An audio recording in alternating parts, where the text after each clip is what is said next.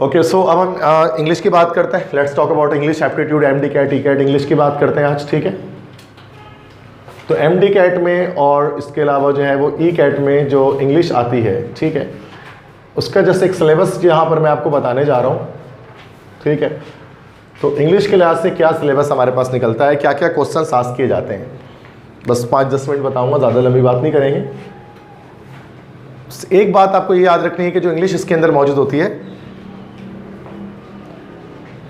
जो इंग्लिश यहाँ पर हम लोग यूज़ करते हैं, this English is actually the functional English. यहाँ पर इंग्लिश होती है फंक्शनल इंग्लिश। सबसे मेन बात जो आपको याद रखनी है, फंक्शनल इंग्लिश किसे कहा जाता है? Functional English is that English which is based upon grammar. Nothing will come from literature in your entry test, either MD CAT और ई कैट। एक सवाल भी आपका लिटरेचर से नहीं आएगा।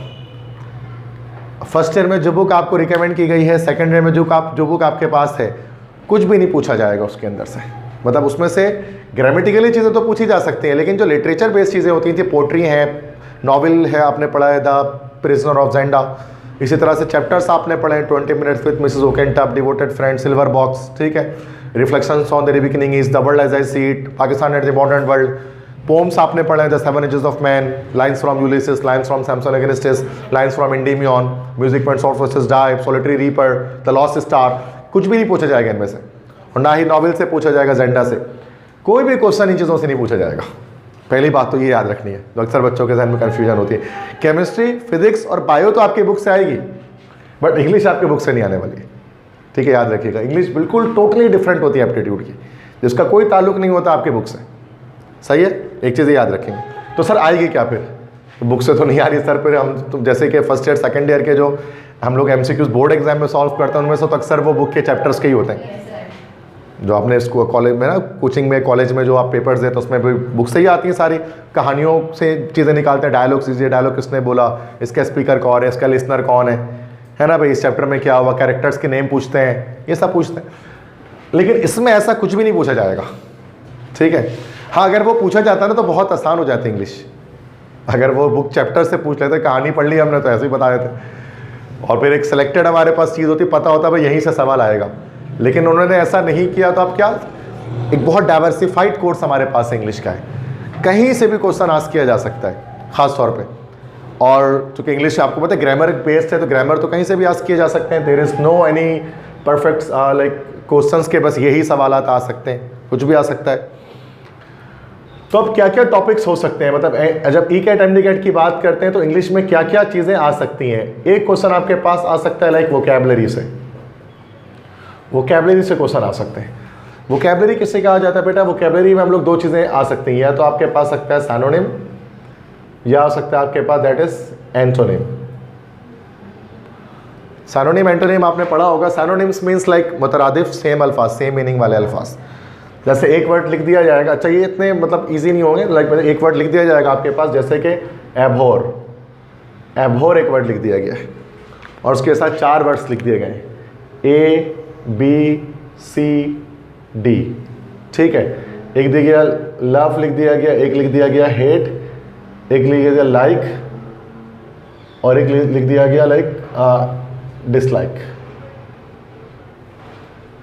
और आपसे पूछा जाएगा कि ये जो एबहोर जो वर्ड है ना, इसका सिनोनिम बताएं, इससे मिलता जुलता एक वर्ड बताएं जो इन चारों में से। अब जाहिर सी बात है, अगर आपको एबहोर के वर्ड मायने ही नहीं पता होंगे कि सर व्हाट इज एबहोर, ये तो फर्स्ट टाइम हम सुन रहे हैं, तो यार अक्सर ऐसा ही होता है सिनोनिम के अंदर, ऐसे पढ़ा हो तो सुना ही नहीं होता कभी, तो तुक्का मार रहे होता है, कुछ भी लग जाए।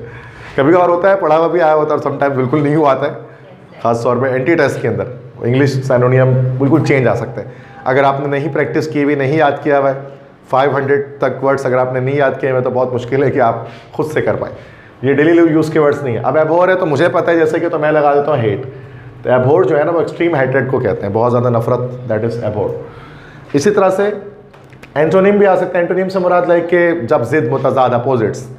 लाइक अगर एक वर्ड मैं यहाँ पर लिख देता हूँ एडोर, एडोर लिख देता हूँ, और एडोर में यही लव लगा लेता हूँ, फिर हेट लगा लेता हूँ, फिर उसके बाद लाइक लगा लेता हूँ, फिर एक डिसलाइक लगा देता हूँ, ठीक है। एडोर, यस, ये वर्ड शायद आपको पता है, एडोरेबल का वर्ड आपने सुना होगा। एडोरेबल इसका जो है वो लाइक एक एडजेक्टिव होता है, एडोर वर्ब है, ठीक है। आपने लाइन्स में भी पढ़ा होगा, उसमें लाइक ये lines from an essay on man है ना, बाय अलेक्जेंडर पोप, जो आप लोगों ने सेकंड इंग्लिश में पढ़ा होगा। उसमें wait the great teacher death and God adore, उसमें एक वर्ड होता है कि अजीम उस्ताद मौत का इंतज़ार करो और खुदा से बहुत मोहब्बत करो। वॉट फ्यूचर ब्लिस, मतलब वो फ्यूचर वाले के ऊपर जो था ना। तो एडोर का मतलब होता है बेइंतहा मोहब्बत करना, एक्सट्रीम लव। तो दिस इज, अब चूंकि एडोर है तो लव तो इसका सिनोनियम हो गया ना, हमें एंटोनियम ढूंढना है, तो हेट होना चाहिए। हेट मतलब लाइक नफरत। तो एक ये तरीका होता है, वोकैबुलरी से आ सकता है, सवाल इस तरह से आता है, बट यही वर्ड नहीं आते थे। ये तो ऐसे बता रहा हूँ, कोई भी वर्ड हो सकता है। Thousands of words are there in English language, ठीक है। इसके लिए कुछ वर्ड्स होंगे, लगभग हम तकरीबन जो है वो 500 के करीब वर्ड्स हम यहाँ पर करते हैं। 500 वर्ड्स तक तो हमें सिनोनियम एंटोनियम आ जाता है। इसके लिए मैं आपको शीट्स प्रोवाइड करता हूँ, उसी से हम करते हैं। सेकंड, उसके बाद जो है वो क्वेश्चन आ सकता है, उसको हम लोग बोलते हैं स्पॉटिंग एरर। स्पॉटिंग एरर या उसी को सेंटेंस करेक्शन भी कहा जाता है। स्पॉटिंग एरर या फिर हम इसी को कहते हैं सेंटेंस करेक्शन या आइडेंटिफिकेशन ऑफ एरर भी कह सकते हैं। स्पॉटिंग एरर का कुछ क्वेश्चन होता है, उसके अंदर क्या होता है लाइक के हमारे पास लाइक एक सेंटेंस लिखा होता है यहाँ पर, जैसे कि he want to disclose the secret tonight. He want to disclose the secret tonight, एक वर्ड ऐसे लिख दिया गया, ठीक है। नेक्स्ट, अब इसके अंदर हमारे पास क्या होता है, कुछ ना वो उसमें अंडरलाइंस होती हैं, जैसे वॉन्ट पे आ गया, डिस्क्लोज पे आ गया, इस तरह से लाइक सीक्रेट, देयर सीक्रेट पे आ गया, और एक टुनाइट पे आ गया, ठीक है। और यहाँ पर ए लिखा होगा, यहाँ पर बी लिखा होगा, यहाँ पर सी और यहाँ पर डी। अब आपको बताना होगा कि यहाँ पर गलती कहाँ पर है। ये तो मैंने आसान सा लिखा था बहुत, ठीक है। तो क्यों गलती, he wants to disclose the secret tonight. तो ये एक वर्ब की गलती हमें याद रखिए। गलतियाँ बहुत तरह की हो सकती हैं, अभी मैं आपको यहाँ बताऊँगा इधर पर कि गलतियाँ कैसी कैसी आ सकती हैं। अब ये स्पॉटिंग एरर में ये जो गलती है, ये वर्ब की गलती है, टेंस की गलती हम कह सकते हैं। स्पॉटिंग एरर के क्वेश्चन को सॉल्व करना इस तरह से, स्पॉटिंग एरर इसको हम कहते हैं। तीसरा, इसके बाद हमारे पास जो क्वेश्चन इसके अंदर आ सकता है, थर्ड क्वेश्चन जो यहाँ पर आता है, उसको हम लोग कहते हैं कॉम्प्रीहेंशन। कॉम्प्रीहेंशन या फिर हम इसको क्या कहते हैं, पैसेज। ये तो पता होगा ना भाई। कॉम्प्रीहेंशन या पैसेज होता है, एक पैराग्राफ दिया हुआ होता है और उसके कुछ क्वेश्चन हमें बताने होते हैं। ये भी एमडी का टिकट दोनों में आता है, हर साल आता है पैसेज। अब पैसेज के अंदर ये पैसेज जो हमारे पास होता है, कैसा होता है, अनसीन पैसेज होता है। अनसीन पैसेज का मतलब होता है वो पैसेज जो आपने कभी देखा ना हो। अनसीन पैसेजेस होते हैं, तो वो बस होता है कि पैराग्राफ पढ़कर फिर क्वेश्चंस के आंसर देने पड़ते हैं, ऑप्शंस में टिक आउट करना पड़ता है, तो वो पैसेजेस कर लेते हैं। एनईडी के लिहाज से पैसेज बड़े आसान होते हैं, मतलब उसमें सिलेक्टेड पास पेपर से आ रहे होते हैं। बाकी पैसेज के क्वेश्चंस प्रैक्टिस करते हैं तो फिर ये आपको करना आ जाता है। चौथा क्वेश्चन जो हमारे पास आता है, इसको हम लोग कहते हैं, this is called as sentence formation. एक क्वेश्चन ये आ सकता है सेंटेंस फॉर्मेशन, जो फिल इन द ब्लैंक्स की तरह से हमारे पास होता है। सेंटेंस फॉर्मेशन जैसे कि एक जुमला में लिख देता हूं कि she is dash the room, ठीक है। अब इसके 4 option A B C D, इस तरह से 4 ऑप्शन लिखे होंगे, इस तरह से she is dash the room, ठीक है। तो अब इसमें जैसे क्लीन हो सकता है, क्लीन हो सकता है, क्लीन्स हो सकता है, क्लीनिंग हो सकता है, तो क्या आ जाएगा यहाँ पर, क्लीनिंग आ जाएगा कि she is cleaning the room.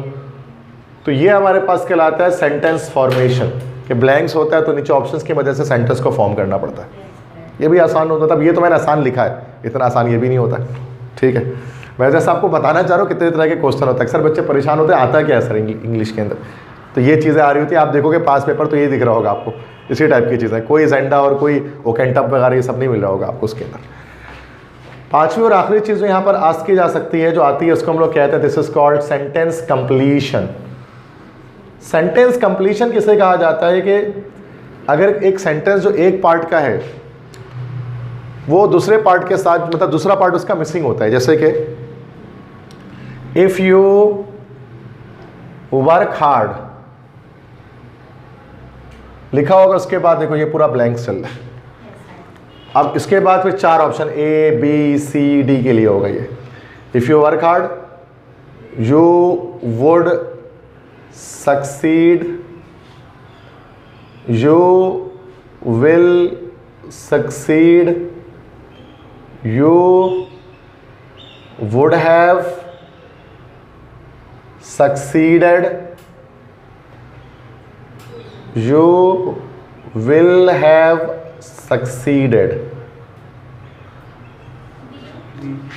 Yes, B option हो जाएगा। If you work hard you will succeed, ये हमारा फर्स्ट कंडीशनल है। तो इस तरह के, तो ये पूरा यहाँ से यहाँ तक ये यू विल सक्सीड आ जाएगा यहाँ तक। ये सेंटेंस कंप्लीशन कहलाता है कि एक क्लॉज आपको दिया होता है, दूसरा क्लॉज मिसिंग होता है, तो वो कंडीशनल सेंटेंसेस इसके अंदर हमें पढ़ने पड़ते हैं। सेंटेंस कंप्लीशन करने के लिए तो बड़ा सिंपल होता है कि आप कंडीशनल सेंटेंसेस को पढ़ लोगे। कंडीशनल सेंटेंसेस को, सेंटेंस फॉर्मेशन के लिए सिंपल आपको टेंसेस के बारे में आइडिया होना चाहिए, ठीक है। स्पॉटिंग एरर का भी मैं बताऊंगा कि इसमें क्या क्या चीज़ें आपको पता होनी चाहिए। उसके बाद अच्छा, कुछ चीज़ें एमडीकेट के लिए स्पेशली होती हैं, जैसे कि पंक्चुएशन हो गई, पंक्चुएशन है, पंक्चुएशन के अलावा मतलब करेक्टली पंक्चुएशन करना होता है, साइंस सिंबल्स वगैरह लगाने पड़ते हैं। और 7th हमारे पास होता है कि स्पेलिंग, करेक्ट स्पेलिंग लिखनी होती है, इनकरेक्ट स्पेलिंग दी होती है। तो ये दो टॉपिक्स है ना, ये स्पेशली एमडीकेट वालों के लिए होता है। मेडिकल टेस्ट के लिए जो तैयारी करते हैं उनका ये भी आता है। एनईडी में बस ये जहाँ से यहाँ तक आते हैं, उसमें ये एनईडी में पंक्चुएशन और स्पेलिंग नहीं आती इंजीनियरिंग टेस्ट में। तो ये मैं ऐसे बता रहा हूँ कि एमडीकेट के लिए डिफरेंट भी हमें करना पड़ता है। अब स्पॉटिंग एरर की बात करते हैं तो उसके अंदर ग्रामर में हमें क्या क्या चीज़ें सीखनी पड़ेंगी। तो बहुत सारी चीज़ों के एरर आ सकते हैं। पार्ट्स ऑफ स्पीच के अंदर आपके आर्टिकल का एरर आ सकता है, आपके एरर हो सकता है उसके अंदर प्रेपोजिशन से related. Your error can be from tenses, tenses के अलावा ये एरर आपका कंडीशनल सेंटेंसेस के अंदर से भी हो सकता है। क्या पता ये एरर आपका आ रहा हो सब्जेक्ट वर्ब एग्रीमेंट से, ये भी अलग टॉपिक है पूरा, इसको 2-3 क्लास लगती है इसमें। या तो ये टॉपिक हो सकता है पैरेललिज्म से, पैरेलल स्ट्रक्चर। ये टॉपिक आपका हो सकता है रिडंडेंसी से। तो कहने का मतलब 1 2 3 4 5 6 7 ये 7 टॉपिक ग्रामर के ये सब पढ़ते हैं, तो जाकर आप स्पॉटिंग एरर कर पाते हैं। क्योंकि ये एरर जरूरी, जैसे यहाँ पर सिर्फ वर्ब का एरर आया ना, भी टेंस का जरूरी नहीं, टेंस का एरर कहीं और भी हो सकता था, ठीक है। तो ये हमारे पास ओवरऑल सिलेबस होता है एमकेट ईकेट इंग्लिश का, जो हमें पढ़ना होता है ओवरऑल। और इतना आसान नहीं, इतना आसान देखने में लगता है ये, ठीक है। बहुत टफ क्वेश्चन भी आते हैं इसके अंदर। अब ये तो है कि हमको ये भी पता है कि एमडीकेट के लिए एमसीक्यूज कितने आ रहे होते हैं इसके अंदर। एमडीकेट में कितने एमसीक्यूज आते हैं? और यस बिल्कुल सही, 18 एमसीक्यूज आते हैं। और एनईडी के टेस्ट में हमारे पास इसके जो एमसीक्यूज आते हैं वो ज़्यादा आते हैं, 25 एमसीक्यूज आते हैं इंजीनियरिंग में। एनईडी में 25 आते हैं और डाव वगैरह के टेस्ट में 18 एमसीक्यूज आता है। मतलब केमिस्ट्री का पोर्शन जो है ना वो मतलब एमडीकेट वालों का बड़ा है, एनईडी वालों का छोटा है। और इंग्लिश का पोर्शन एनईडी वालों का बड़ा और एमडीकेट वालों का छोटा है। तो ये थोड़ा सा एक डिफरेंस है। तो इसलिए इतना ज़्यादा फोकस नहीं करते बच्चे इंग्लिश, चूँकि 18 ना करते हैं वो तो इतना ज़्यादा नहीं करते। फिजिक्स केमिस्ट्री और बायो पर ज़्यादा फोकस होता है, क्योंकि बायो से 56 पे वहाँ से वो एमसीक्यूज निकलने, बायो से तो अच्छे खासे एमसीक्यूज वहीं से निकल रहे हैं। बाकी इंग्लिश थोड़ी बहुत भी अगर आपको आती है तो 10 तो ऐसे सही कर लेते हैं, ऐसे ही मैं बता रहा हूँ। मतलब 10 तो सही हो ही जाते हैं। 8 में मसला आ सकता है जिसकी इंग्लिश इतनी अच्छी नहीं है। बस अगर आप पूरे 18 लाना चाहते हैं तो क्लासेस लें प्रॉपर, तो फिर इंशाल्लाह आ जाएंगे, पूरे 18 भी आ जाएंगे उसके अंदर, ठीक है। तो ये चीज़ है। बाकी लॉजिकल रीजनिंग का तो मैंने बताया कि वो हम एंड में करेंगे, मतलब सेकेंडरी के पेपर के बाद लॉजिकल रीजनिंग करेंगे एमडीकेट की। उसमें 3 क्लासें बस रिकॉर्ड होते हैं।